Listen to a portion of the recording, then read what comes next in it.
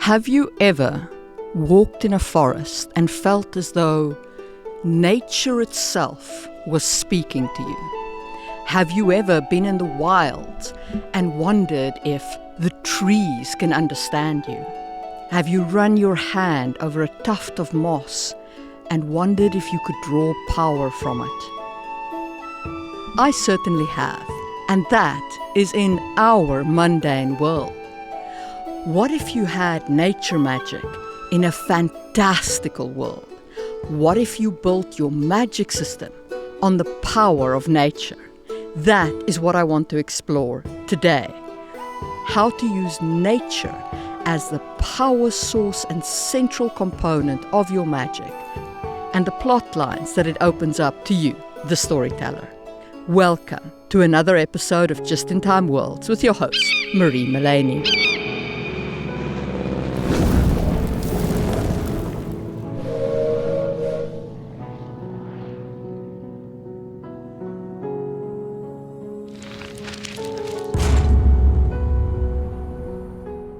So today we find ourselves somewhere in Espoo Central National Park.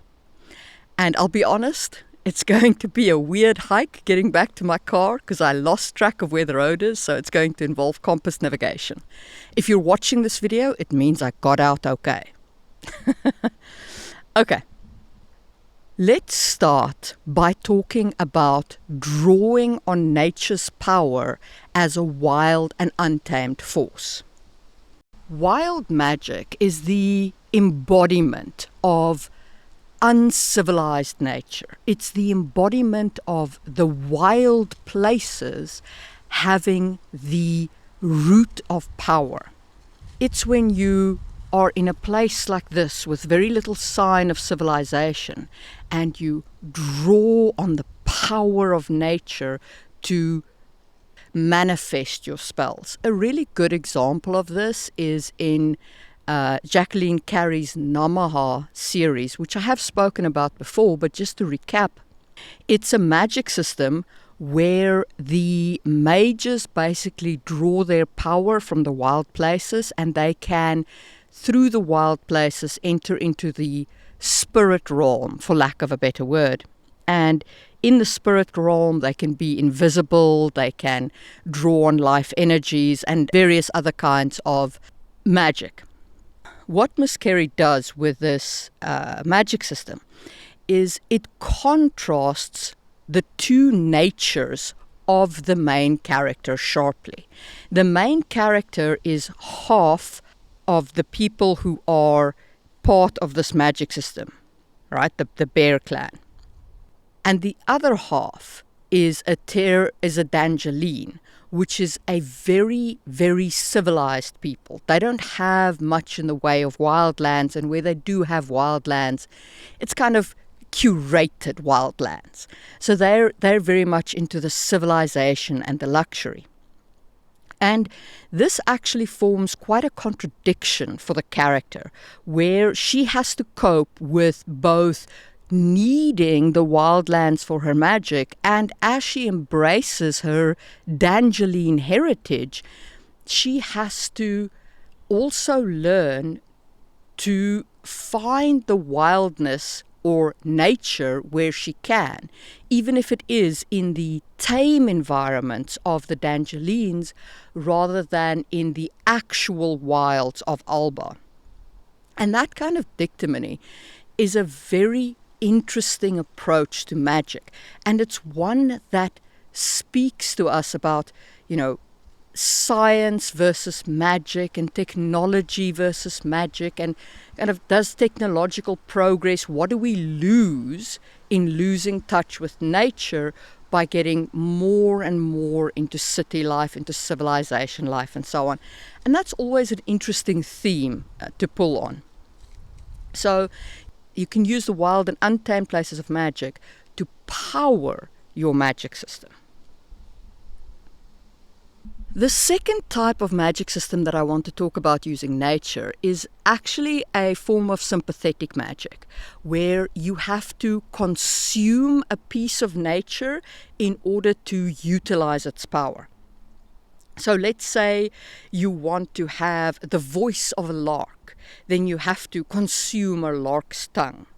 Or you want to have, say, the fragrance of a rose, then you have to consume a rose petal. So in this case, what you're doing is it's almost like naming magic. You're taking components of the natural world and giving them a ability. Larks give you song, roses give you beauty, hawks give you speed or great eyesight, foxes give you cunning, things like that, right? And then there's an element of that animal that you must consume in order to utilize this magic. Now, that is a very interesting approach.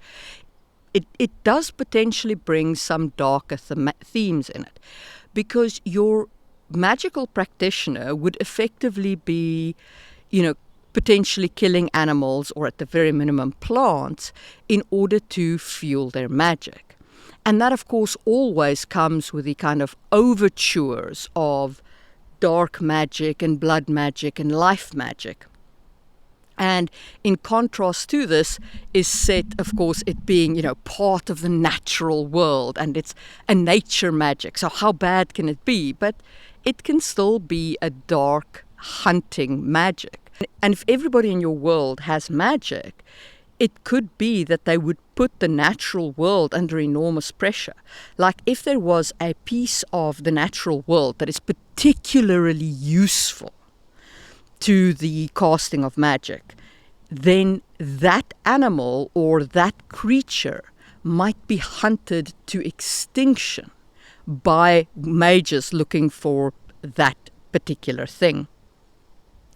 But sympathetic magic does also bring some other great themes, like the inherent power of nature, especially if your mages can somehow feed back into magic. So, like, for example, if it's whole cycle, when the mage dies, their inherent power is returned to the natural world.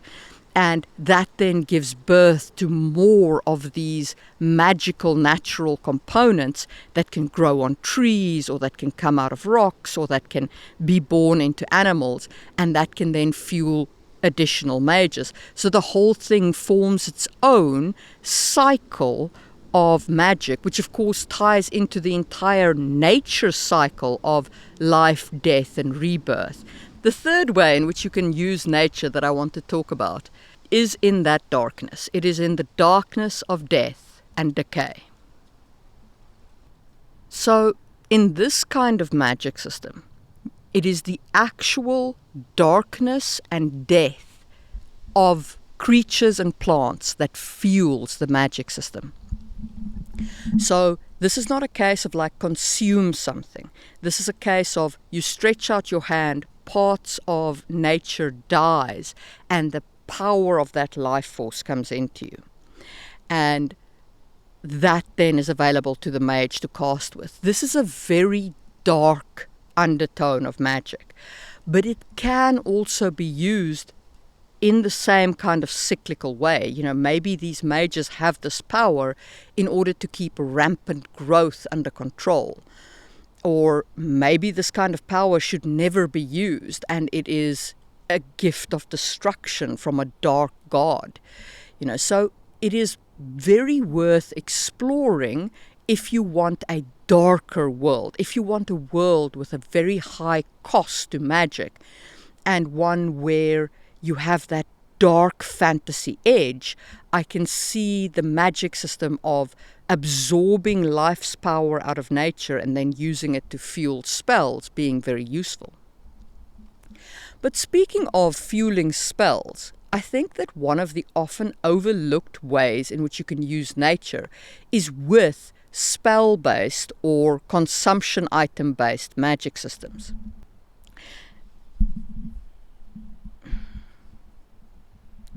Man, nature and bugs. There's always freaking bugs. Anyway, so what I mean by spell-based magic systems or consumption-based magic systems is magic systems based on things like making a potion and consuming it, or creating a wand and using that wand as a once-off spell mechanic. And all of these things can be intrinsically tied into nature and its magic.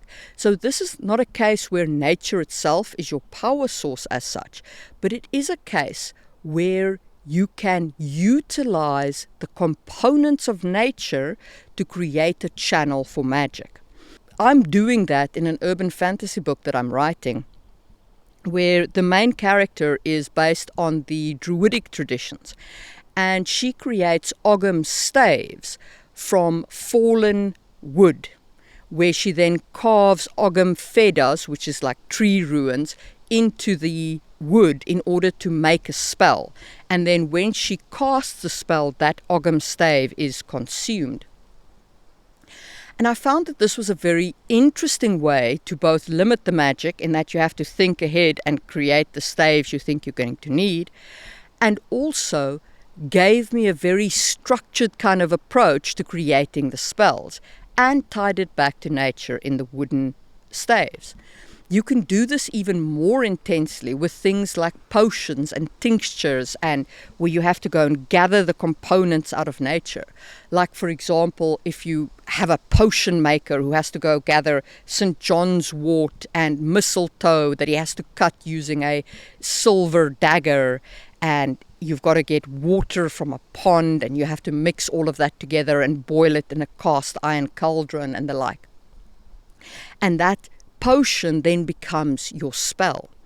And that also ties into magic, which isn't exactly magic, which is herbalism, right? So herbalism is basically where you use the natural components to make medicine, but it might appear to be magic to the people of your world, as to some extent it appeared to be magic in our world way back in the day.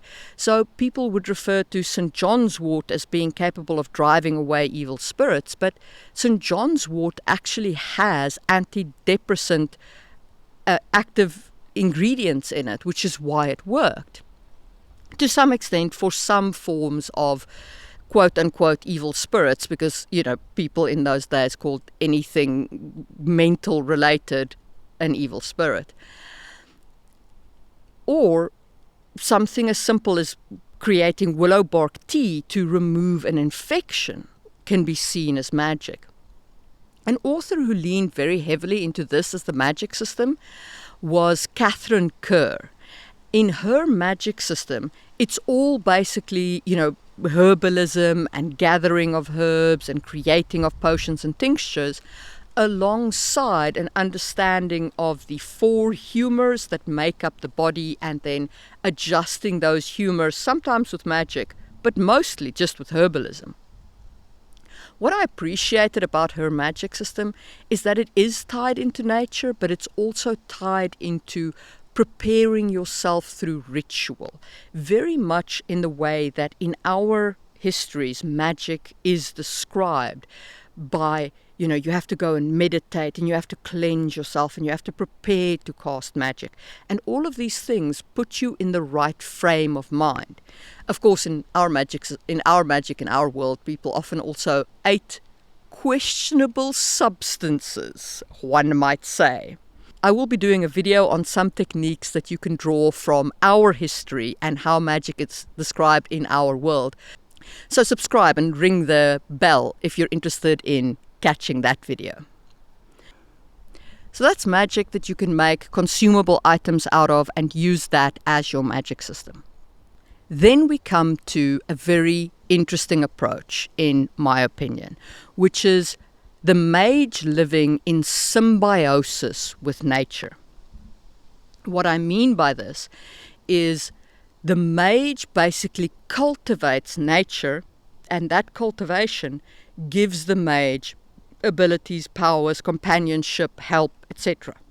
This could be something like a druid maintaining a grove where their power is recharged, or where they can create these Ogham staves easily.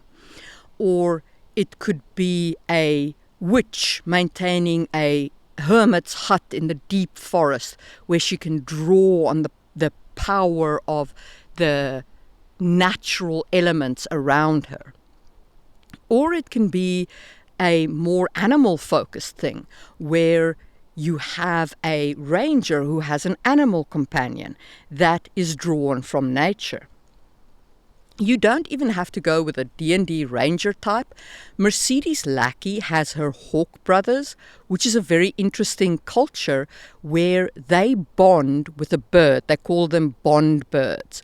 And these birds are like normal birds but larger.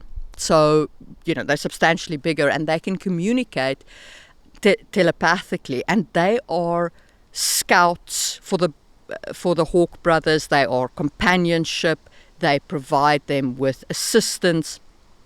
They're essentially natural companions that live in symbiosis with the Hawk brothers. Or if you think of something like the tree ents of Tolkien that lived in symbiosis with the forest, they cultivated the forests. They were a sentient fantasy species that drew their power from being in the trees and from looking after the trees and living in symbiosis. Again, looking at Tolkien, the way that both Radagast and Gandalf used the giant eagles or the butterfly in the movie with Gandalf, you can see that there is very definitively a drawing point for the mage being able to communicate with nature and to live in symbiosis with nature. And the themes that this opens up for you is that if people are willing to, if they are open to talking with nature, they can draw on the power of nature's animals and nature's plants. And this can give them abilities far beyond a normal person. I always find that kind of magic system very interesting because it's like making friends with something immeasurably cool.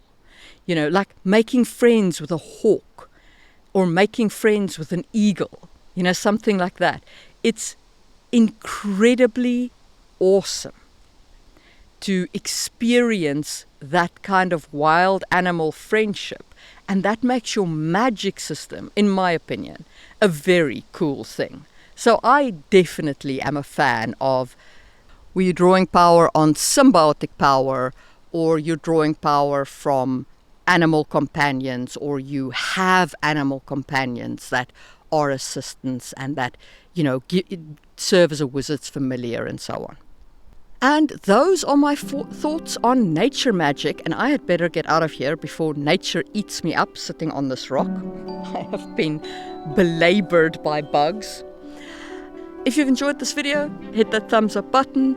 Consider supporting the channel by becoming a member like Katie, Dylan, Tony, and Tiffany. Or you could just support the channel by watching another video. You probably will enjoy my video on using Home and Hearth as a magic system, which you can check out over there, or you can trust the algorithm's recommendation over there. And I will see you soon for another video from Just in Time Worlds, where we build what we need when we need it. So that's magic. Something just bit me. Not bit, just a little bit of bit. Fricking nature. Anyway, magic. So that's magic as something that you can make consumable items out of, or so that's magic that you can